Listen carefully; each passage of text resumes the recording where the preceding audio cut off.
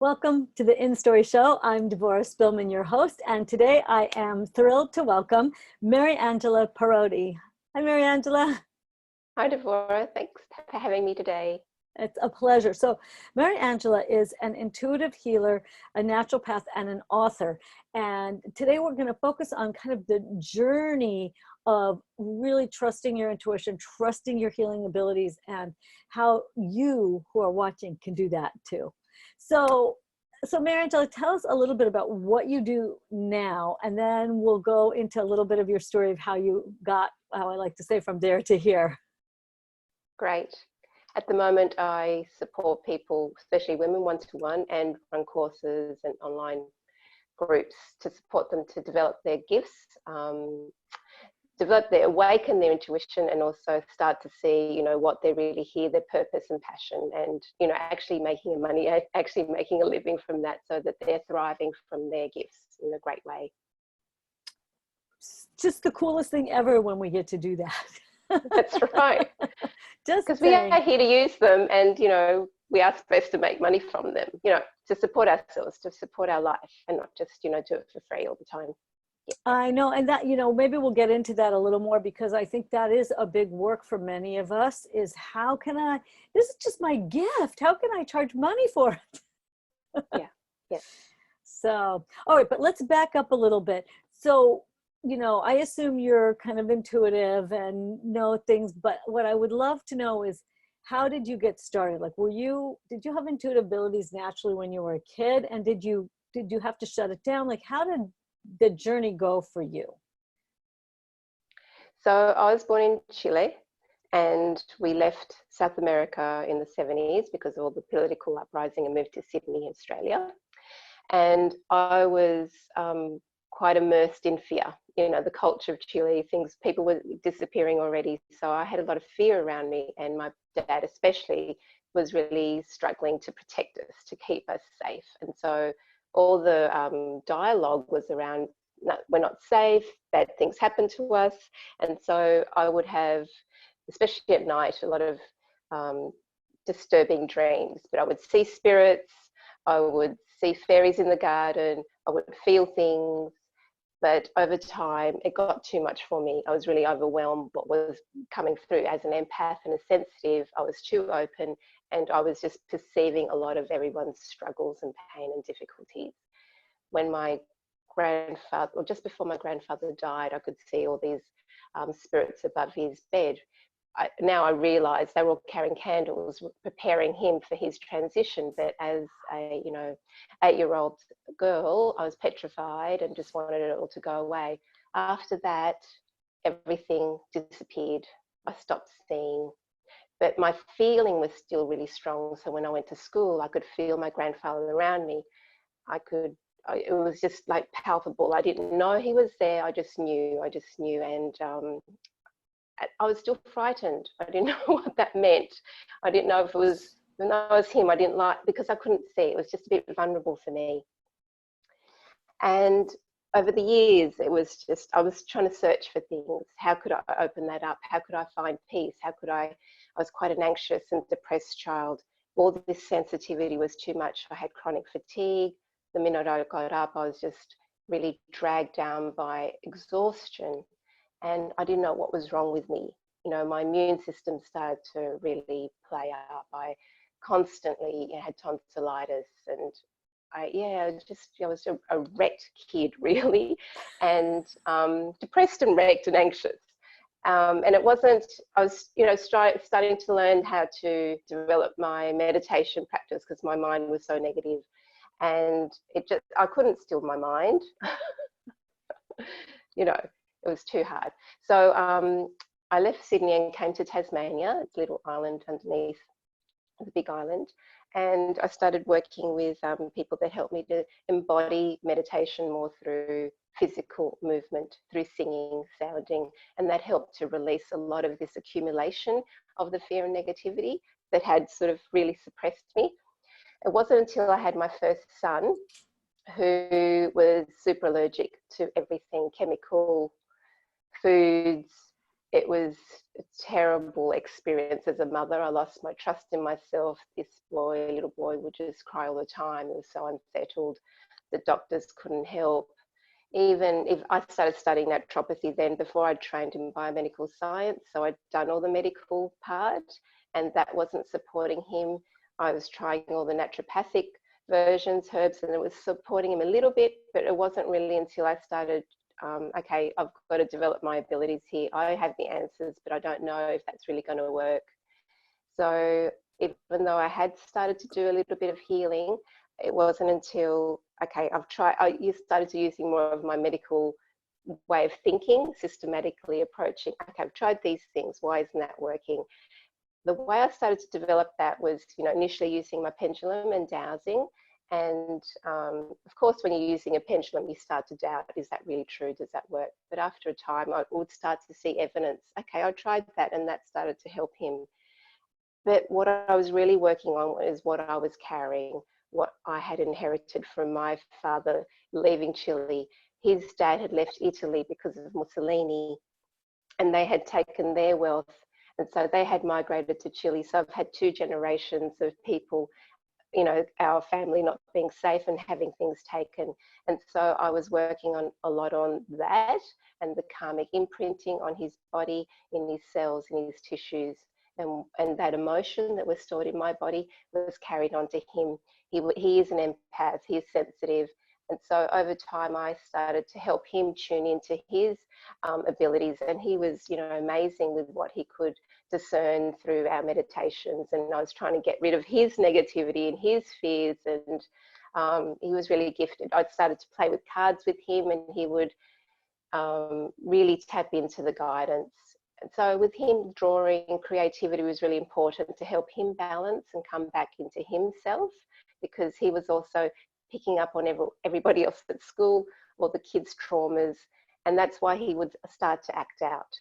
He was times quite violent and aggressive, even though we had him assessed, there didn't seem to be anything wrong with him, but his behavior, his learning was really back behind.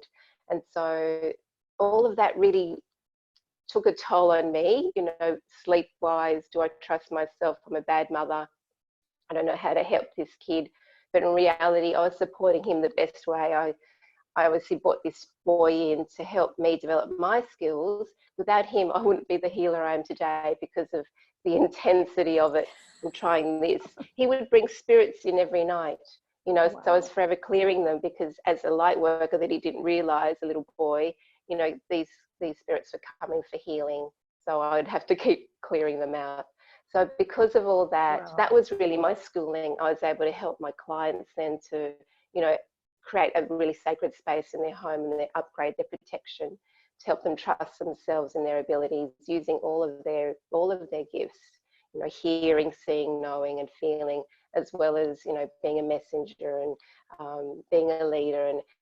And I think all of that, I was doing quite well. He was sort of improving, but it wasn't until I went to South America, back to Chile, when I was 40, about 13 years ago now, that I started to reclaim who I was, living in my cousin's house. They have all the ancestors on the walls, and they would always talk to them. They would pray to them, help me, and I could just hear them talk. All the spirits were talking to me at night. Traveling to Peru, I really connected with my shamanic roots. I didn't realize I had that within me. And that was like an awakening for me to really connect with the earth spirits. Up until then, I was working more with the divine and angelic realm, and tapping into planetary guides. But after going back to South America, I was able to really harness the elemental world and the nature spirits and animals, and that, I think that helped to bring me together. Weave in that foundation of I'm safe now, and that helped me to really start to ground. And after that, I started to make a lot more headway with how I supported him, how I supported myself. Wow. And what strikes me that's also so amazing about that is that you went back to Chile, is where you're from. And so you went back into this uplifted energy instead of the fear energy from there. All right. Like just Right. the fact that, like, some people will go there and they're not from there and they still learn all the shaman stuff. But for you, it's like who you actually are. Um, Yeah, yeah. so how old is your son now? He's 20. So tell us a little bit more about what he does in the world. Just because I think a lot of parents can relate to how their children become their teachers, and the struggles they go through are their, I often say our struggles become our wisdom. And it doesn't make it feel easier when you're in it, but it is really good to know that. And I feel like that's like such a learning for you and probably for your son as well. But I would be curious to hear just a little bit about what it's led him to do and be in the world. He's still in transition, which is interesting. I'd love to say he's perfect and everything's beautiful. Forget His that. skin's, None of us yeah. get that. I'm sorry. Maybe as parents we wish that, but that ain't it. Yes. He's working a lot in the gym. He's, making his body strong. He's got a full-time job now working in a restaurant, that, fish cafe. So his self-esteem's much stronger. We've had conversations where we can actually connect, because for a long time we didn't connect. He was on his technology for so long and gaming. He really shut down. That was, I sort of called it his vampire years, where he just didn't come out of his room. He was really bunkered down, and I would be in a lot of fear. This kid is so gifted, and look at the life that he's chosen. And I had to learn to really come back from projecting my fear into the future to coming back, okay, this is just today. I'm just focusing on today. And so we've had these conversations where he's actually said, "You were right, Mum," and it was just like the biggest gift to me. What you said about my diet was right, because I just was so clean with his diet, and then he's gone off and had all the toxic food, and he's come back to preparing meals by himself and choosing, good foods, good choices. And now he has his vision board up on the wall, and he's got his affirmations going. So it's taken 20 years for him to start to come full circle, that I supported him with. I was worried, would I actually, if I wasted all that time with him, has it actually made an impact? But he had to grow up into himself. Right. And he realizes how gifted he was with his drawing. He pulled them out and he said, "I was really fantastic, wasn't I?" And I said, "You were." I said, "Nothing's stopping you from doing that again." So I think he's definitely going through another transition. He's 20, he'll be 21 at the end of this year. And I know that from my guidance, there's another doorway for him to really step into, his next phase. And it's, I only ask you because I think so much of trusting our intuition is a combination from, trusting the action and trusting the non-action. Sometimes we have to have so much trust, especially as parents, that our children need to go through their own struggles, that you can't, Definitely. we can't fix it out of them. And so I just think it's beautiful that you shared. And and I have such a strong position that it really matters that we share our stories, because especially, this isn't like the focus even of this series about being parents, but I think it's a hard area for many women, because if you feel like you're a bad parent. And so we don't tell the stories of our struggles in parenting because we don't want to be judged. And so the more I think we share, like that honesty of like you didn't know what to do and all of that, and that you had to back away and wait and trust, it's like that's such a deep work. And Definitely. That's why I often say like our struggles become our wisdom. And all right, so tell us a little bit more about how you have begun developing. What happened as you start to make the leap into really standing in your power to do your healing work, and like as you got it back, right? Because remember, you said there was a whole thing of fear. So how did you start to integrate your gifts back in without fear? Like, how did that happen? And now how do you help others? What do you do? So when I came back from South America, I started to learn what's body talk. It's a bit like kinesiology, sort of muscle testing the body, and it's probably what I always did. It's connecting everything together. So I realized that I still had parts of me that were fragmented by, my usual practices of meditation and dancing and singing, they were all part of raising my vibration enough to release a lot of toxicity. I started to trust myself more by being grounded. I think that trip to South America really anchored me a lot more, having a sense of I'm safe in this world, I belong. Because as a migrant child, I didn't feel like I was really Australian, but going back to South America, I wasn't South American. So I felt like I'm in these in-between worlds. But really, I've realized that I'm, you know, a global citizen, that, you know, every time I've traveled to different cultures or countries, I can feel that I do connect to the people, because that's, you know, that's my my gift, I suppose. I didn't think I was a connector, but I am, and I just having that sense of honouring that person and what their struggles are, and even going to Fiji and Vanuatu, connecting with those sort of tribes, I could really sense, you know, how happy they are just by, you know, being in their simple life. But it was just beautiful to see. The shamanic part of me, I think, has helped me to ground and anchor me. Mm-hmm. So it's helped me to ground and open up my base chakra so that I do belong. I am safe in the world. I am in the present. Most of the time in fear, I was either in the past or in the future. In the past, it's anxiety because you can't change it. And in the future, you're stressed out. So until I was learning to be present, and my son was definitely helping me to do that, because I kept projecting on, you know, his doomed world. So by learning to just, in this moment, I'm safe. In this moment, I'm just coming back to the breath. And that was the biggest learning for me, is to integrate all of me. When you're in stress, the fight-flight response is on, the adrenaline's going, all the blood and circulation goes to the extremities. As my stress started to dissipate, I was able to come back to the core, come back into the body, come back into my gut, where all the nutrients are. I was able to assimilate more of myself and ground. And then I think that's when I started to make a lot more headway.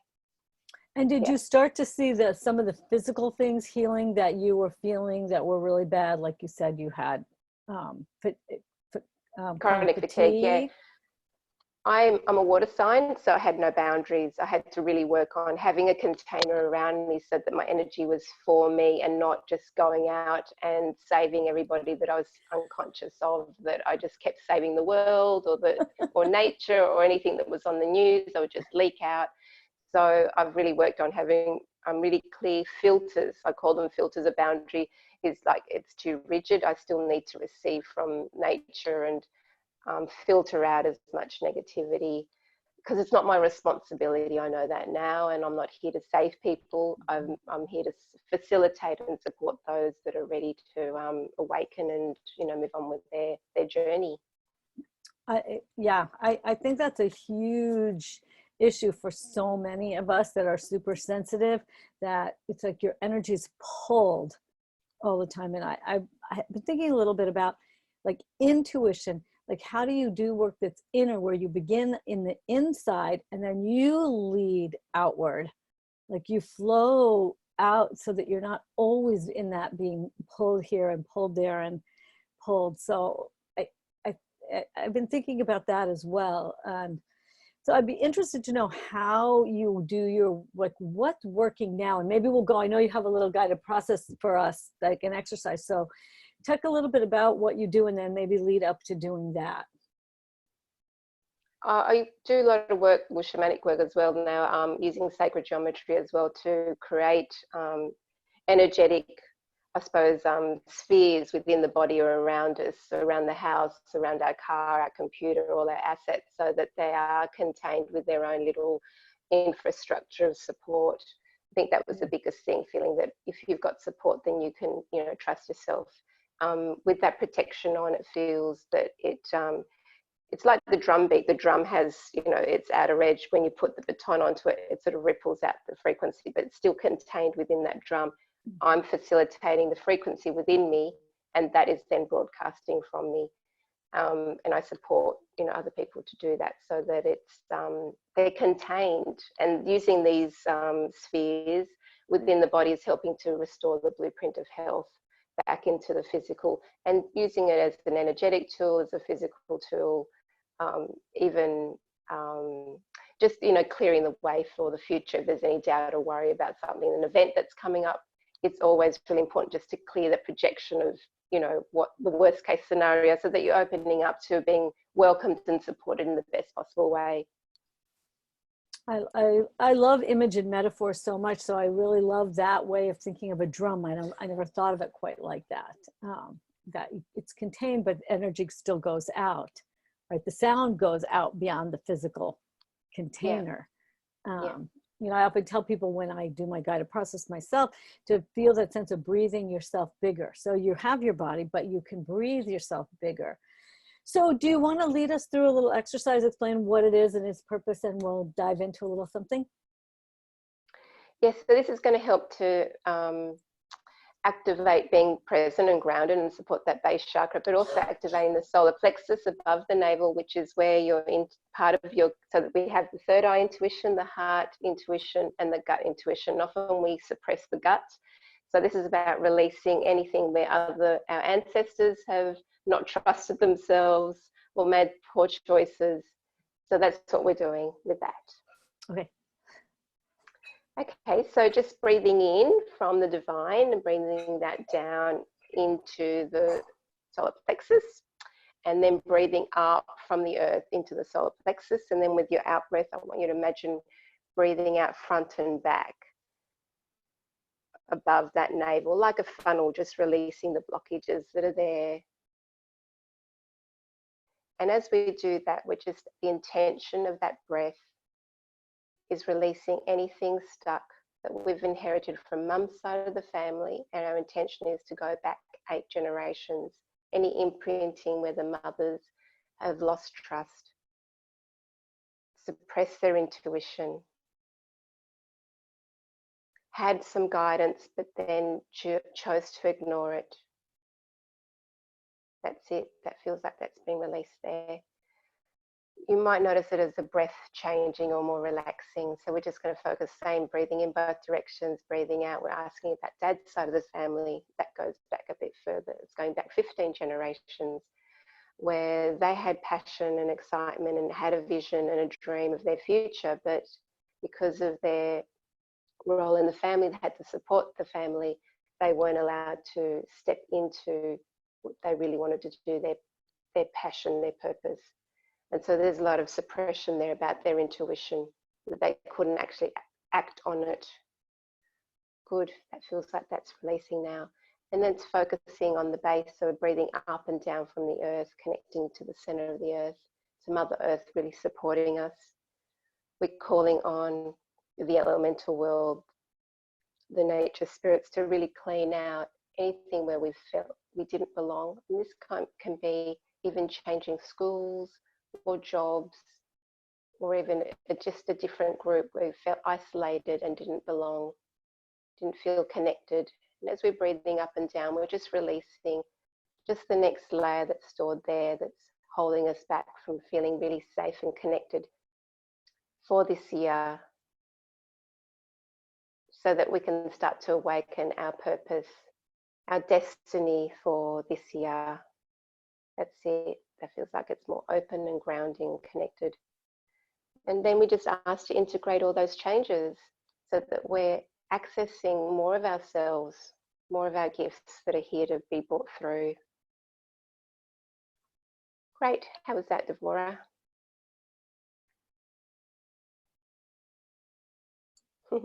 I just muted myself so that they could hear you more clearly. You know, what it does is it makes me just drop down out of the try harder part of me, is what it feels like. You know, it's always a little interesting when I'm also the interviewer, so I'm kind of holding the energy for the whole thing. But there's still this feeling of letting down the effort, like that, you know, and I think maybe that's part of it, that leading from intuition, it requires a different type of effort. I don't know, I'd love to hear what you think about that. Often we get caught up in the crown and overthinking, and sometimes we can be too far in the future of what we need to do, like we're planning so far ahead. I like to give it a bit of a framework. What do I need to do with the next 3 months or this season, so that I'm not sort of pulled too far that we can doubt our guidance because it might be 5 years ahead or 10 years ahead, and then we think, oh, well, that didn't work out, that didn't happen. But if we're sort of managing that container so that it's in a time frame, it helps. Doing too much is, who are you proving it for? By dropping it down, it's, okay, what's my next step around this? And then you're taking that next step on the journey to the vision. Often we want to be at the vision and not taking those steps. And so I think the trying hard is, you're too far in the. And have you had, one of the things I've been thinking about is, being somebody myself who's very creative and not very linear, that often people will, things I listen to, people will tell me instructions that have to do with very linear activities, you know, like make a plan, then make steps, then write them down, then do each one and do them in order. And that doesn't always work for me. And I'm kind of on an investigation on how do very creative, very intuitive, successful women manage this. So I would just love to hear some of your thoughts. You know, kind of how we bring ourselves to the realm of focused, consistent action to accomplish things that have to get done. But how do we bring our intuitive selves with us into that work? I always like to check in how much I'm supported with each action. Often when I'm working with my clients, their ability to receive support is quite low, maybe only 10 or 20%. And so if I get a lot of information, like how many things I could be trying, say I'm juggling 5 things, I check which one of those is going to support me at least 60% or more. They might sound like it's not very high, but most people are functioning at choosing things that only support them 10%, and so they will struggle.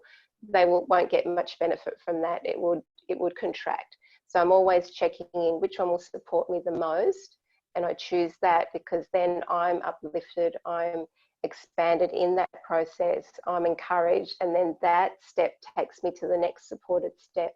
So as a creative also, I get too many ideas, but I've got to check, okay, is that for this time? You know, is that my next one that's going to support me the most, so that I'm passionate and excited about it, so I'm in a place of thriving.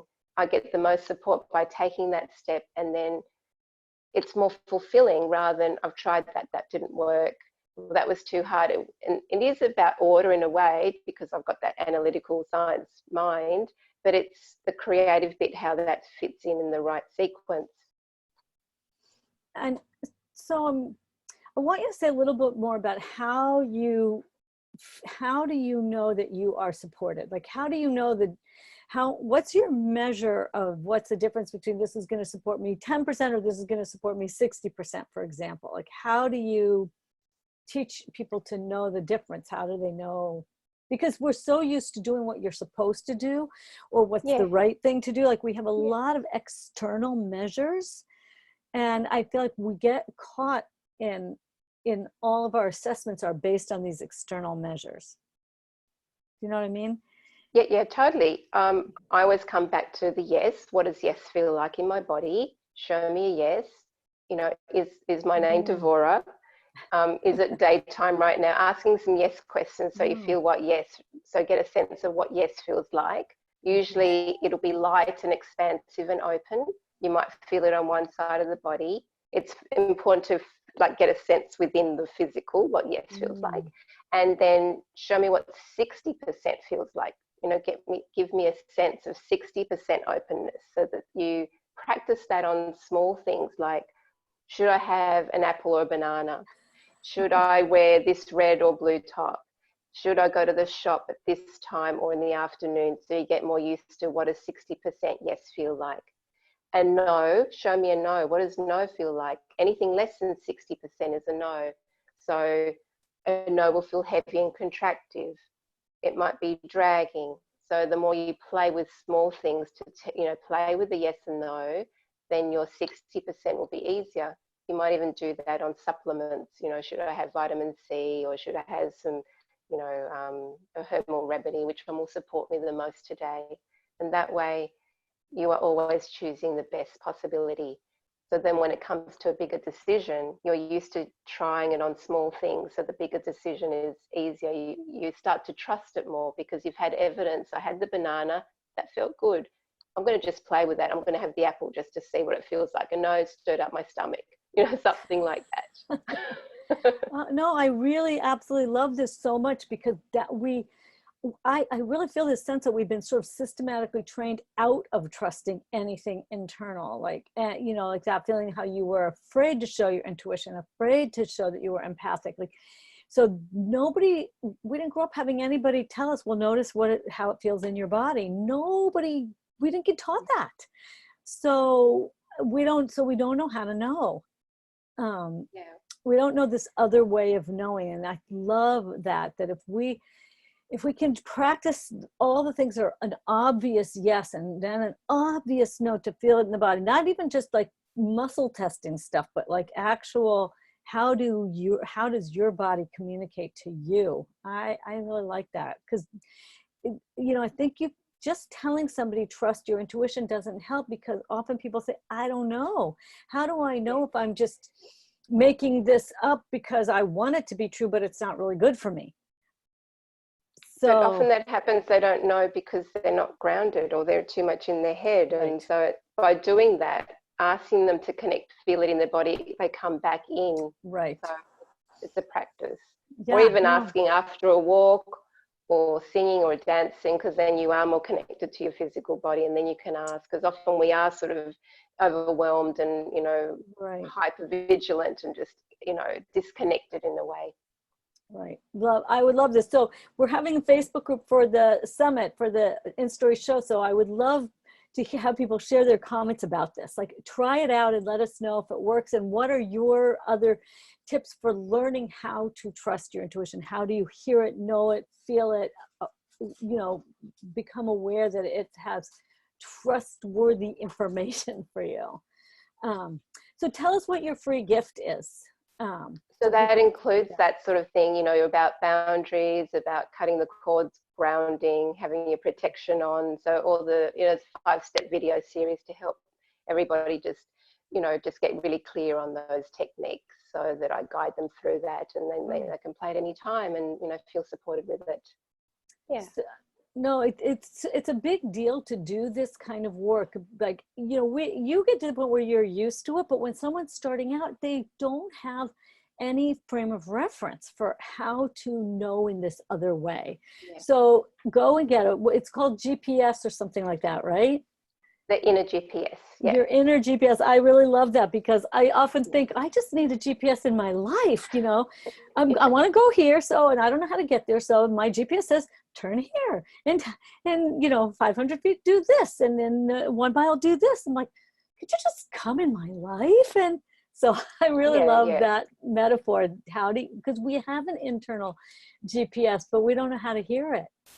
That's right. And I do this with my clients. I've done that with my eldest son and my youngest son, who's 16 now, and he can tune in and work out what supports him. So he's at 16, he's going to make so many much better choices from now on with his life. And it's, I mean, that really, you know, touches my heart that I can support him Yeah. now. He can be on track because he's connected.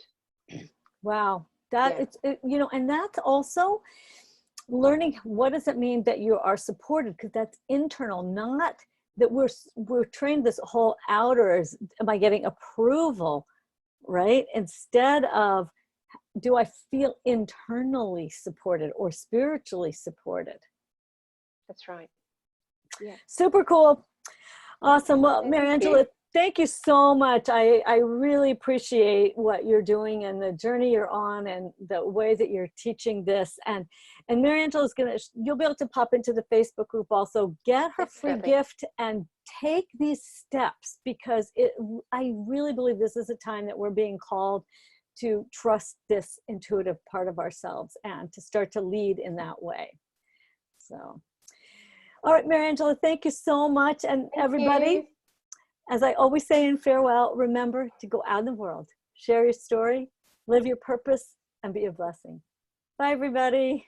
Bye.